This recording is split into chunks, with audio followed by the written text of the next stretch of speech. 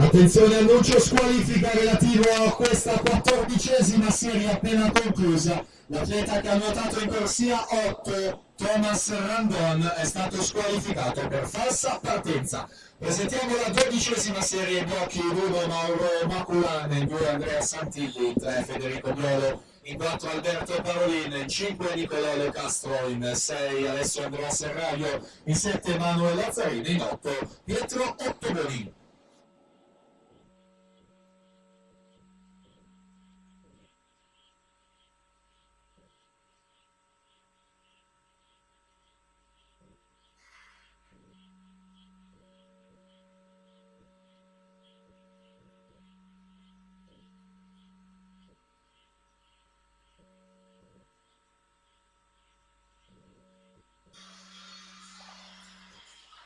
Valentinaggio 60-14 dalla settima corsia, si aggiudica la 13ª serie.